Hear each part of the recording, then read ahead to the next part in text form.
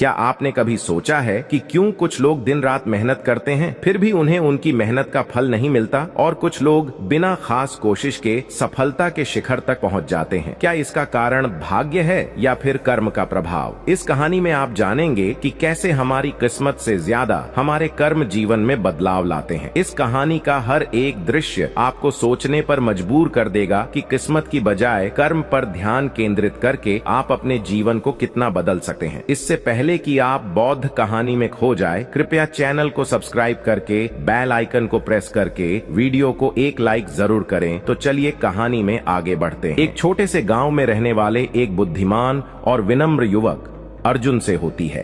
अर्जुन मेहनती था, लेकिन उसकी हालत ऐसी थी कि वह दिन रात मेहनत करने के बावजूद भी कोई सफलता नहीं पा रहा था। उसे हमेशा यह महसूस होता कि उसकी किस्मत उसके खिलाफ है। अर्जुन के दिन यूं ही कठिनाइयों और निराशाओं में गुजर रहे थे।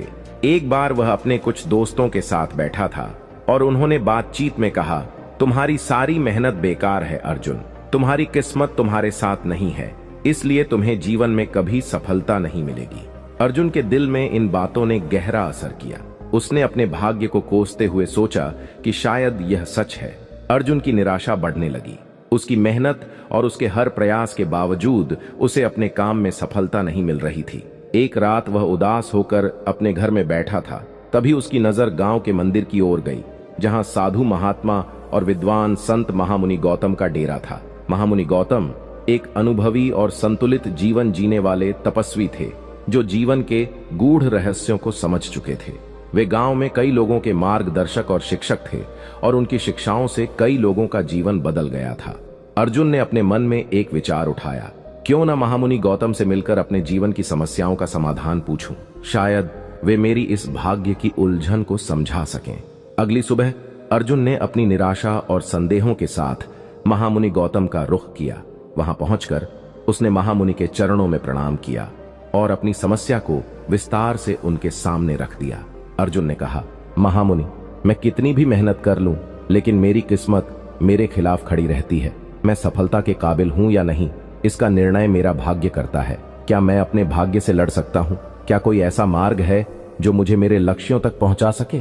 महामुनि गौतम मुस्कुराए और उनकी आंखों में एक गहरी समझ का भाव झलकने लगा। उन्होंने अर्जुन से कहा, पुत्र, तुम सोचते हो कि भाग्य तुम्हारे जीवन का नियंत्रण कर रहा है, लेकिन क्या तुमने कभी यह विचार किया है कि तुम्हारे कर्म का प्रभाव तुम्हारे भाग्य से कहीं अधिक होता है? केवल भाग्य को दोष देना एक आसान उपाय है, लेकिन अपने कर्मों के साथ जीना और उन्हें बदलना ही सच्ची शक्ति है। यदि तुम अपने जीवन में बदलाव चाहते हो तो तुम्हें अपने कर्मों में बदलाव लाना होगा। अर्जुन ने घबराते हुए कहा, लेकिन महामुनि, मैंने तो हर संभव प्रयास किया है, फिर भी मेरे जीवन में सुधार क्यों नहीं हो रहा? महामुनि ने उत्तर दिया, यदि तुम सच्चे मन से जानना चाहते हो कि किस्मत से बड़ा कर्म होता है, तो तुम्हें एक परीक्षा देनी होगी। यह परीक्षा आसान नहीं होगी, लेकिन इसके माध्यम से तुम जान पाओगे कि कर्म ही सच्चा मार्ग है। तुम्हें 7 दिन मेरे निर्देशों का पालन करना होगा और हर दिन एक नया कार्य करना होगा। इन कार्यों से तुम अपने कर्मों का महत्व समझोगे और जानोगे कि कैसे तुम्हारा कर्म ही तुम्हारी किस्मत का निर्माण कर सकता है। अर्जुन ने आत्मविश्वास के साथ हामी भरी और महामुनि की शरण में इस परीक्षा को स्वीकार किया। उसने ठान लिया कि अब वह अपने कर्म को अपने जीवन की दिशा बदलने का साधन बनाएगा, चाहे इसके लिए उसे कितनी ही कठिनाइयों का सामना क्यों न करना पड़े। महामुनि गौतम ने उससे कहा, अब तुम्हारा पहला कार्य कल से आरंभ होगा। इन 7 दिनों में तुम जो सीखोगे वही तुम्हारे जीवन को बदल देगा। ध्यान रहे, हर कार्य को पूर्ण श्रद्धा और समर्पण के साथ करना और देखना कि तुम्हारा भाग्य भी तुम्हारे कर्म के अनुरूप बदलता है। अर्जुन के लिए यह परीक्षा उसकी नियति को चुनौती देने का एक अवसर था। वह जानता था कि अब वह एक ऐसे सफर पर निकल चुका है जहां उसे अपने भाग्य से नहीं बल्कि अपने कर्म से जीतना होगा। और इस तरह अर्जुन की यात्रा आरंभ हुई, जहां हर दिन उसे एक नई परीक्षा का सामना करना था। यह यात्रा उसे सिखाएगी कि कर्म कैसे भाग्य से कहीं बड़ा होता है। अर्जुन के पहले दिन की परीक्षा की शुरुआत हुई। महामुनि गौतम ने उसे एक कार्य सौंपा, जिसे पूरा करने में उसे काफी मेहनत करनी पड़ी। हालांकि अर्जुन ने इस बात को स्वीकार कर लिया था कि अगर उसे अपने भाग्य से ऊपर उठना है तो उसे हर परिस्थिति में अपना सर्वश्रेष्ठ देना होगा। इसी जिज्ञासा और धैर्य के साथ उसने पहला कार्य पूरा किया। यह अनुभव उसे नया दृष्टिकोण दे रहा था, लेकिन इसके बावजूद उसके मन में अभी भी कई सवाल थे। दूसरे दिन की शुरुआत में अर्जुन फिर से महामुनि के आश्रम पहुंचा। उसने महामुनि को प्रणाम किया और अपने अगले कार्य के बारे में पूछा। महामुनि गौतम ने उसे पास बुलाकर एक कहानी सुनानी शुरू की, जो न केवल अर्जुन के लिए बल्कि इस अध्याय के हर एक पाठक के लिए भी प्रेरणादायक साबित हो सकती है। यह एक विलक्षण कथा थी जो उसके मन में जमी हुई भाग्य और कर्म के द्वंद्व को सुलझाने में मदद कर सकती थी। महामुनि ने कहना शुरू किया, अर्जुन, कई वर्षों पहले एक राजा हुआ करता था जिसका नाम राजेंद्र था। राजा राजेंद्र अपने साम्राज्य में बहुत पराक्रमी, बुद्धिमान और न्यायप्रिय शासक था। उसके पास हर वो चीज थी जिसे एक इंसान अपनी किस्मत मान सकता है। अपार धन संपत्ति, अनगिनत सैनिक, सुंदर महल और एक सुंदर रानी। लेकिन उसके दिल में एक ऐसा दर्द था जो उसे हर रोज खा रहा था। राजा राजेंद्र के पास संतान नहीं थी। हर दिन वह इसी चिंता में डूबा रहता और अपने भाग्य को कोसता था कि वह इतनी संपत्ति होते हुए भी पिता बनने का सुख नहीं पा सकता। अर्जुन ने ध्यान से कहानी सुनते हुए महामुनि से पूछा, तो क्या राजा ने इसके लिए कुछ प्रयास नहीं किया? महामुनि मुस्कुराए और बोले, यही तो कहानी का महत्वपूर्ण मोड़ है। राजा राजेंद्र भी इसी भ्रम में जी रहा था कि भाग्य के बिना कोई भी कार्य सफल नहीं हो सकता।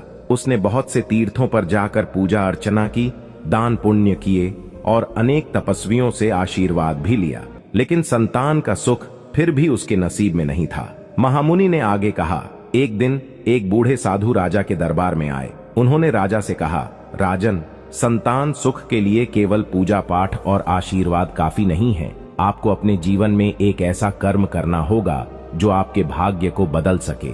आप अपने राज्य में हर दिन लोगों की सेवा कर सकते हैं, उनके कष्ट दूर कर सकते हैं और अपने कर्मों से उनके जीवन में खुशियां भर सकते हैं। इसी पुण्य कर्म से आपकी किस्मत बदलेगी। अर्जुन ने ध्यान से सुनते हुए पूछा, और फिर राजा ने क्या किया?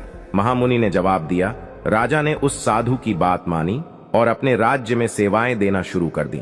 उसने हर जरूरतमंद की सहायता की, अनाथों के लिए आश्रय बनवाए, बीमारों के इलाज की व्यवस्था की और अपनी प्रजा को खुश रखने के लिए हर संभव प्रयास किया। वह अपने भाग्य को बदलने के लिए कर्म योग में लग गया। धीरे धीरे उसकी जिंदगी में सकारात्मक बदलाव आने लगे। वर्षों बाद उसे एक पुत्र की प्राप्ति हुई। अर्जुन यह कहानी सुनकर चकित था। उसने सोचा कि क्या वास्तव में कर्म भाग्य को बदल सकते हैं?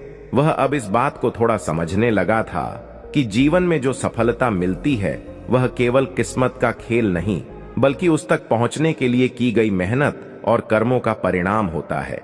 महामुनि ने अर्जुन को समझाते हुए कहा, देखो अर्जुन, भाग्य केवल एक पृष्ठभूमि है। यह हमारे जीवन की दिशा तय नहीं करता, बल्कि हमारे कर्म हमारे भाग्य को आकार देते हैं।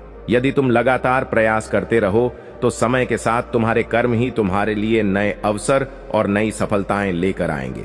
जो राजा राजेंद्र ने किया वह कोई असंभव कार्य नहीं था, लेकिन उसने अपने आलस्य को त्याग कर कर्म के रास्ते पर चलने का संकल्प लिया और उसका भाग्य बदल गया।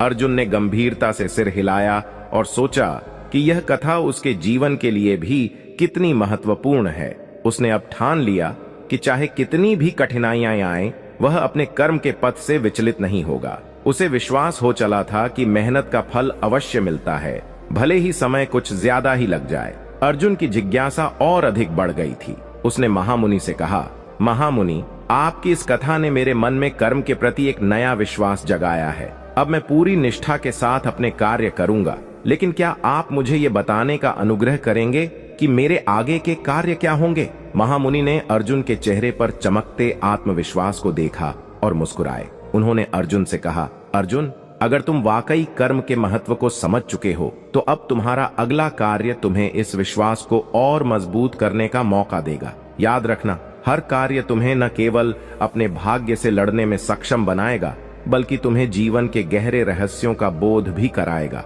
अर्जुन अब पूरी तरह से तैयार था। उसने इस बात को स्वीकार कर लिया था कि चाहे कितनी ही कठिनाइयां आएं, वह हार नहीं मानेगा। महामुनि की यह विलक्षण कथा उसके मन में गहराई तक बैठ चुकी थी और वह कर्म के मार्ग पर अडिग रहने का संकल्प ले चुका था। अब अर्जुन की यात्रा कर्म की शक्ति को पूरी तरह समझने की ओर बढ़ रही थी। अगली सुबह सूरज की पहली किरण के साथ ही अर्जुन महामुनि गौतम के आश्रम पहुंच गया। उसके मन में एक नई उमंग थी, एक नया विश्वास, लेकिन साथ ही उसे थोड़ी घबराहट भी महसूस हो रही थी। उसे नहीं पता था कि पहला कार्य क्या होगा, परंतु वह यह जानता था कि इस परीक्षा में उसके संकल्प और धैर्य का परीक्षण अवश्य होगा। महामुनि ने मुस्कुराते हुए अर्जुन का स्वागत किया और उसे पास बुलाया। उन्होंने कहा, अर्जुन, तुम्हारा पहला कार्य है कि तुम पूरे गांव में जितने भी घर हैं उनमें से प्रत्येक घर तक पानी पहुंचाओ। प्रत्येक परिवार को पानी देने के लिए गांव के कुएं से पानी भरना होगा और हर घर में जाकर उसे देना होगा। यह कार्य तुम्हें दिन भर करना है, बिना रुके और बिना किसी शिकायत के। अर्जुन ने आश्चर्यचकित होकर पूछा, मुनिवर, क्या यह कार्य इतना महत्वपूर्ण है? यह तो एक साधारण काम जैसा लगता है, इसमें मेरी क्या परीक्षा है? महामुनि ने गंभीरता से कहा, अर्जुन, यह कार्य साधारण लग सकता है, परंतु यह तुम्हारे धैर्य, सहन शक्ति और लोगों की सेवा के प्रति तुम्हारी निष्ठा का परीक्षण करेगा। केवल एक दिन की बात नहीं है, बल्कि यह कार्य तुम्हें यह सिखाएगा कि कर्म का सच्चा अर्थ क्या होता है। इस कार्य के अंत में तुम स्वयं अपने अंदर एक बदलाव महसूस करोगे। अर्जुन ने हिम्मत बटोरी और इस कठिन कार्य को पूरा करने का संकल्प लिया। वह कुएं की ओर बढ़ा, अपने साथ पानी भरने के लिए एक बड़ा मटका लेकर। जैसे ही वह कुएं से पहला मटका पानी भरकर गांव के पहले घर की ओर चला, उसे महसूस हुआ कि मटका बहुत भारी है। उसने पहले घर तक पहुंचकर पानी दिया और फिर अगले घर की ओर चल पड़ा। हर घर में पानी पहुंचाने के लिए उसे कुएं से बार बार पानी खींचना पड़ रहा था। दोपहर तक वह बुरी तरह थक चुका था। उसके कंधे दर्द से तड़प रहे थे और पैरों में थकान से कंपन हो रही थी। कई बार उसके मन में विचार आया कि वह महामुनि से कह दे कि वह यह कार्य नहीं कर सकता, परंतु फिर उसे महामुनि की बातें याद आईं। सच्चा कर्म वह है जिसे बिना किसी अपेक्षा के पूरी श्रद्धा और निष्ठा से किया जाए। थोड़ा विश्राम करने के बाद अर्जुन ने फिर से पानी भरना शुरू किया। उसे हर घर में पानी पहुंचाने का यह कार्य मुश्किल लगने लगा था, पर उसने हार नहीं मानी। गांव के लोग उसकी मेहनत को देख रहे थे और उसकी प्रशंसा कर रहे थे। उसे यह देखकर थोड़ी संतुष्टि मिली कि उसकी मेहनत से दूसरों को लाभ हो रहा है। शाम ढलने तक अर्जुन ने गांव के हर घर में पानी पहुंचा दिया।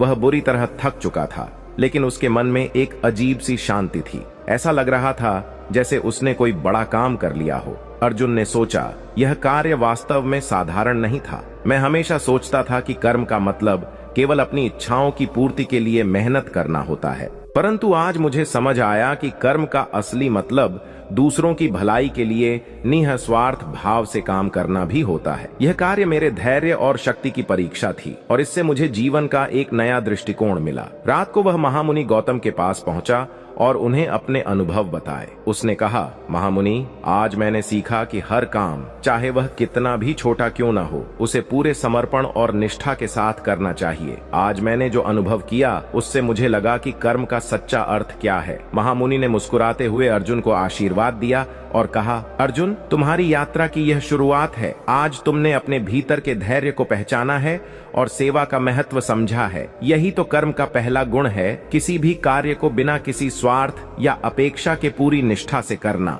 जब तक तुम्हारा मन कर्म के प्रति सच्चा है, तब तक तुम्हारा भाग्य भी तुम्हारा साथ देगा। यही पहला दिन तुम्हें यह सिखाने के लिए था कि कर्म का फल हमेशा दूसरों की भलाई से जुड़ा होता है। अर्जुन ने मन ही मन प्रण लिया कि वह हर कार्य को इस निष्ठा और समर्पण के साथ करेगा, चाहे वह कितना ही कठिन क्यों न हो। उसने महसूस किया कि कर्म का सही अर्थ यही है, कठिनाइयों के बावजूद निरंतर प्रयास करना और अपने कर्तव्यों का पालन करना। पहला दिन समाप्त हो चुका था, लेकिन अर्जुन के मन में आत्मविश्वास की एक नई लहर उठ चुकी थी। वह अब अगले दिन की परीक्षा के लिए तैयार था, क्योंकि उसे अब विश्वास हो चुका था कि कर्म ही उसके जीवन की दिशा बदलने का असली मार्ग है। अर्जुन ने अपने पहले दिन की परीक्षा में कठिन परिश्रम किया था और उससे मिले अनुभव ने उसे भीतर से बदल दिया था। अब उसे यह समझ में आ चुका था कि बिना किसी अपेक्षा के पूरी श्रद्धा से किया गया कार्य ही सच्चा कर्म होता है। अगले दिन सुबह सुबह ही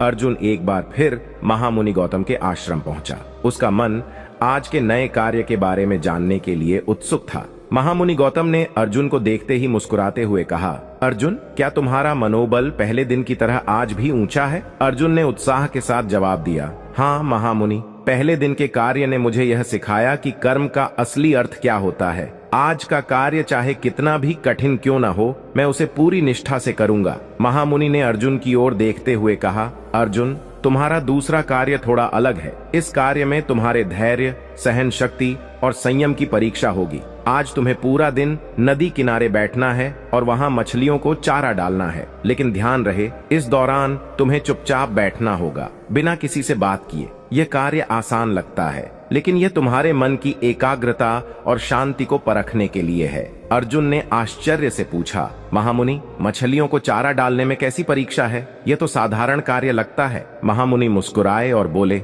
अर्जुन, जब तक तुम इस कार्य को पूरी निष्ठा और धैर्य से नहीं करोगे, तब तक तुम्हें इसका महत्व नहीं समझ आएगा। जब तुम नदी के किनारे बैठोगे, तुम्हारा मन इधर उधर भटकेगा। तुम्हें ऐसा लगेगा कि समय व्यर्थ हो रहा है, परंतु यही तो इस परीक्षा का उद्देश्य है। तुम्हें यह सीखना है कि मन को स्थिर और शांत कैसे रखा जाए। सच्चे कर्म योगी का मन सागर की गहराई की तरह शांत होता है। अर्जुन ने महामुनि की बातों को समझा और नदी किनारे जाकर बैठ गया। वह मछलियों के लिए चारा लेकर आया और धीरे धीरे उन्हें चारा डालने लगा। शुरुआत में उसे यह कार्य सरल लगा, लेकिन कुछ ही समय में उसका ध्यान भटकने लगा। मन में तरह तरह के विचार आने लगे। मैं यहाँ क्यों बैठा हूँ? कंपोनेंट प्लेसमेंट, क्या मेरा समय व्यर्थ हो रहा है? जरेनिया, क्या इससे मेरी किस्मत बदलेगी? धीरे धीरे अर्जुन ने महसूस किया कि उसका मन बेचैन हो रहा है। वह बार बार सोचता कि यह काम कितना उबाऊ है और क्यों वह इस कार्य को कर रहा है। लेकिन फिर उसे महामुनि की बातें याद आईं।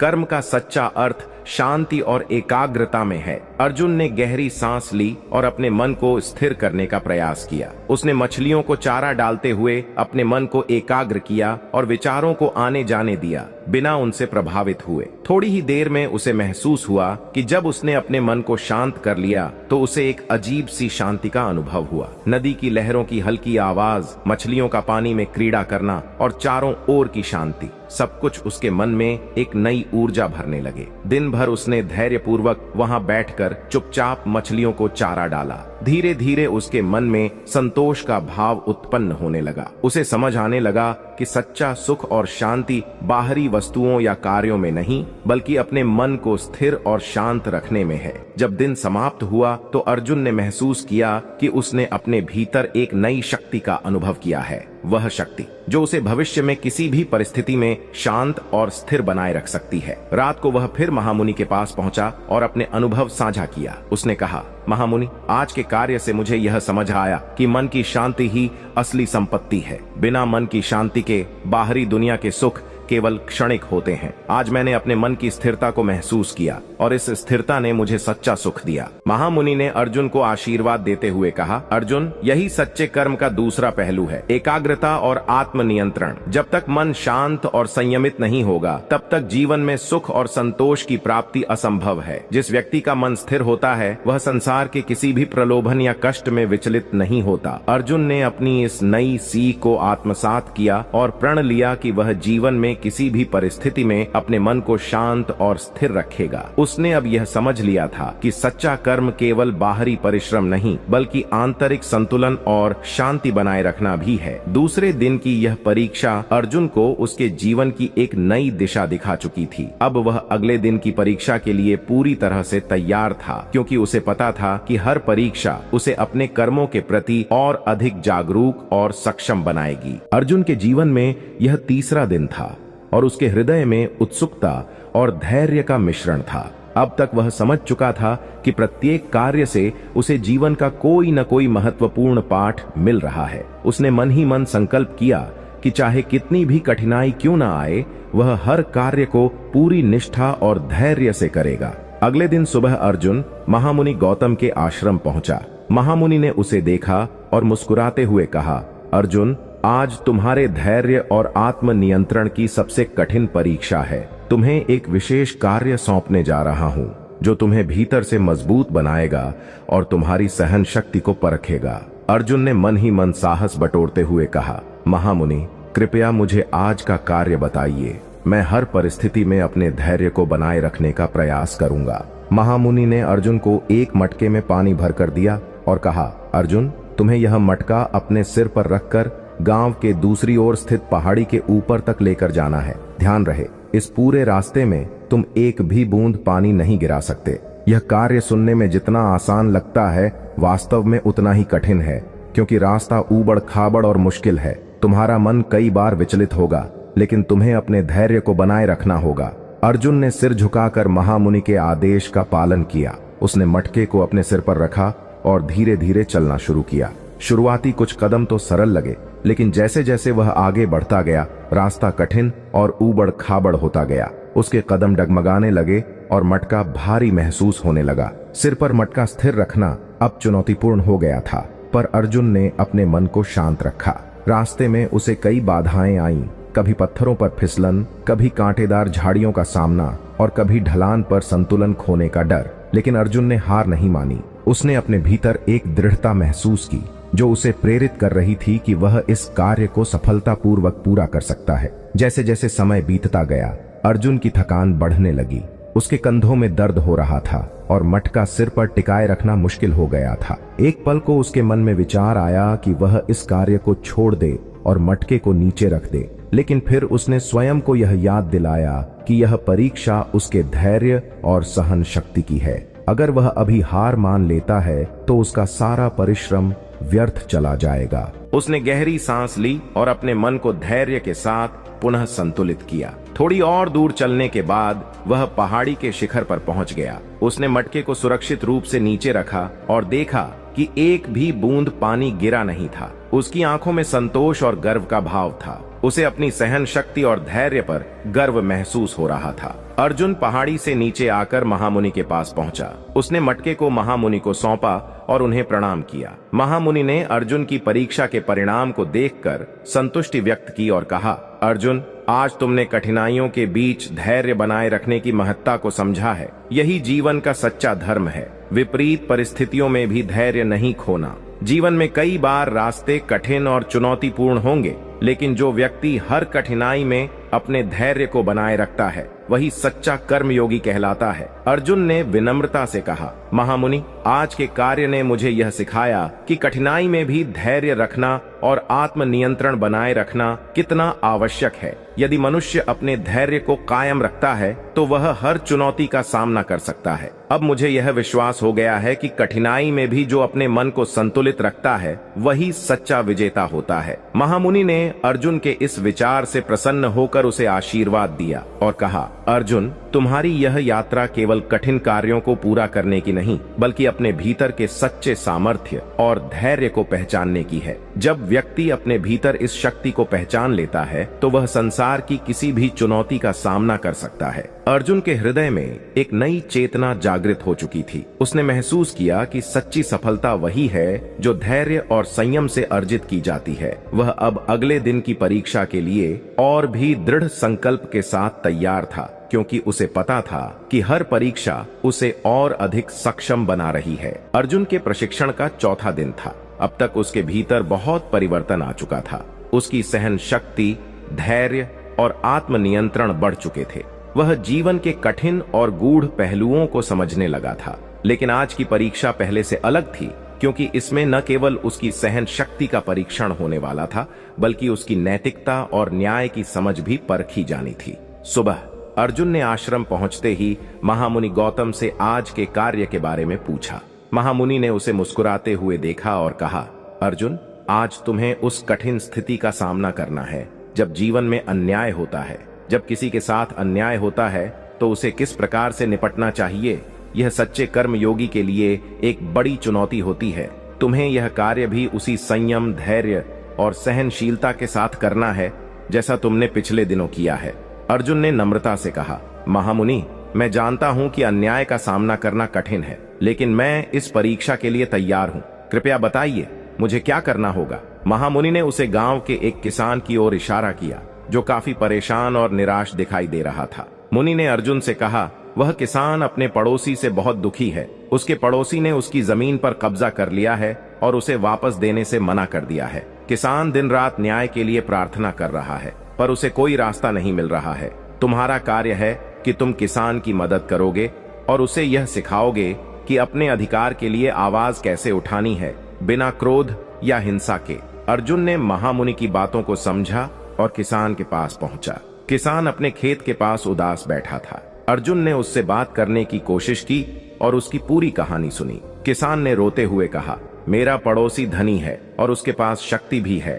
उसने मेरी जमीन पर जबरन कब्जा कर लिया है और अब वह मेरी बात सुनने के लिए भी तैयार नहीं है। मैं गरीब हूँ और मेरी कोई सुनवाई नहीं होती। मुझे न्याय कैसे मिलेगा? अर्जुन ने किसान को धीरज बंधाया और कहा, मुझे पता है कि अन्याय का सामना करना बहुत कठिन होता है, लेकिन हमें क्रोध या हिंसा का सहारा लिए बिना ही इस समस्या का समाधान करना होगा। क्रोध से केवल हमारे निर्णय गलत होते हैं और हमारे उद्देश्य से भटकने का खतरा बढ़ता है। हमें न्याय के लिए दृढ़ और शांतिपूर्ण तरीके से खड़ा होना होगा। इसके बाद अर्जुन ने गांव के बड़े बुजुर्गों को इकट्ठा किया और उन्हें किसान की समस्या बताई। अर्जुन ने सभी के सामने शांतिपूर्वक यह बात रखी कि अन्याय के विरुद्ध सभी को एकजुट होना चाहिए। उसकी विनम्रता और साहस देखकर गांव के लोग भी उसकी बातों का समर्थन करने लगे। गांव के बुजुर्गों ने निर्णय लिया कि वह किसान के साथ मिलकर पड़ोसी से बात करेंगे और उसे समझाएंगे कि अन्याय करना अनुचित है।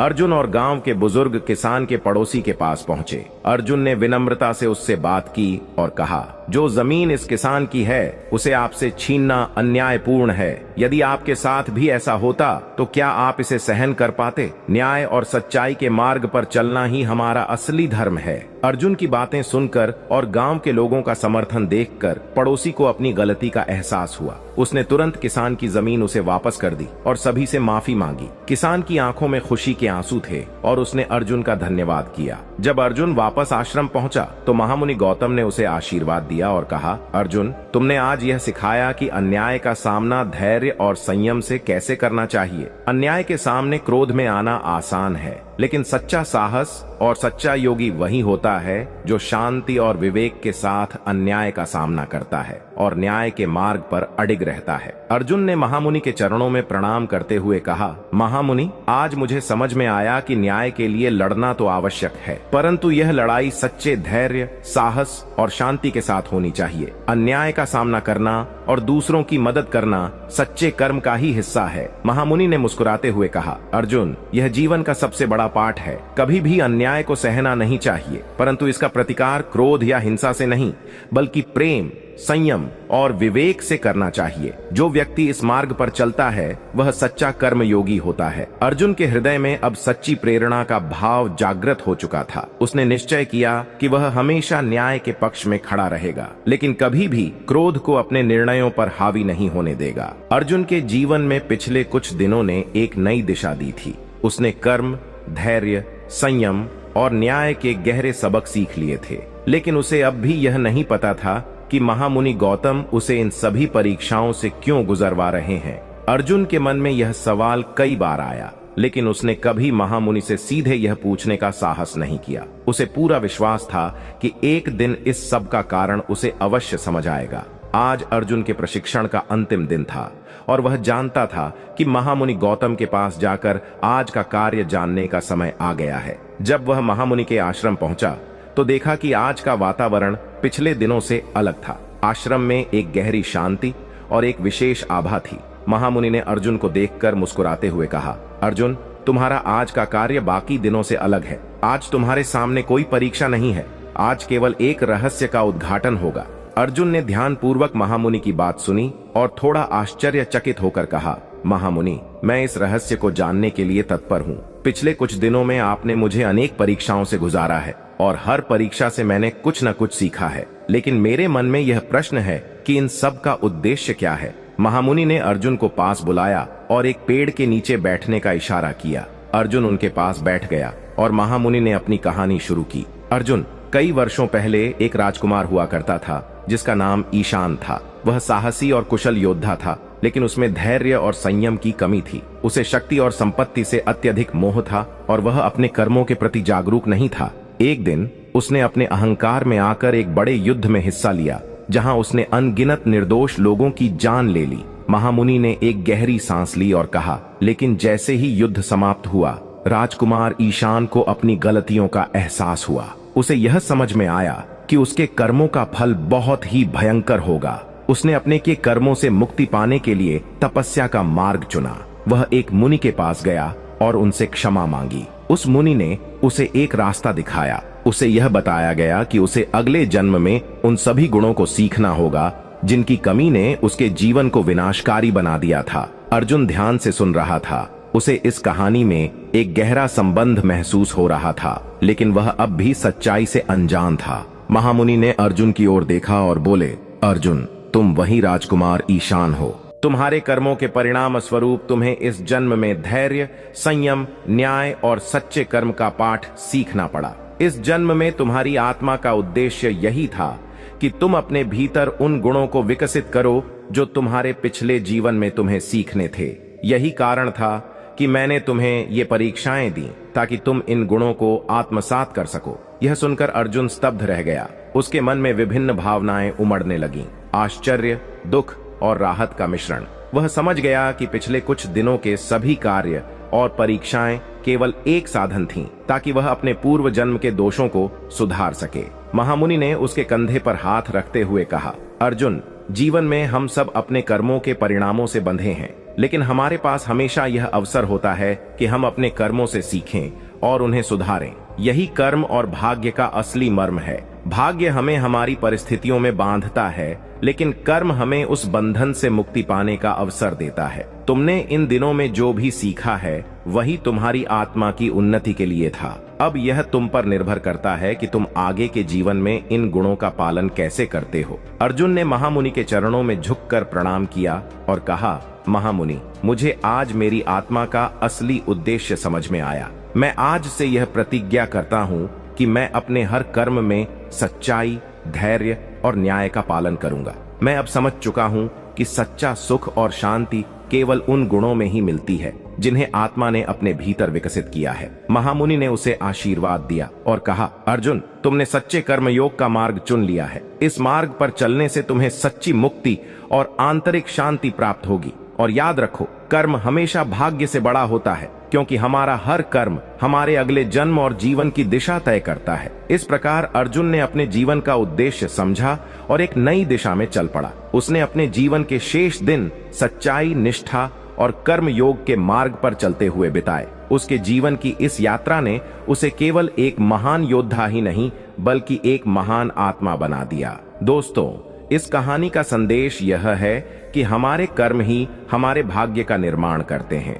यदि हम सच्चाई, धैर्य और संयम के मार्ग पर चलें, तो हम अपने हर बंधन से मुक्त होकर अपने जीवन में सच्चा सुख और शांति पा सकते हैं। अर्जुन के जीवन में धीरे धीरे बदलाव, उसकी मेहनत, धैर्य और सकारात्मकता ने उसे एक सफल व्यक्ति बना दिया। गांव के लोगों ने भी देखा कि अर्जुन ने अपनी किस्मत को अपने कर्मों से बदला है और वे भी कर्म के महत्व को समझने लगे। दोस्तों, भाग्य हमारे साथ है या नहीं, यह उतना महत्वपूर्ण नहीं है जितना हमारे कर्म। कर्म से ही हमारे जीवन की दिशा तय होती है। कर्म में धैर्य और विश्वास रखकर हम किसी भी भाग्य को अपने अनुकूल बना सकते हैं। नमो गौतम बुद्धाय।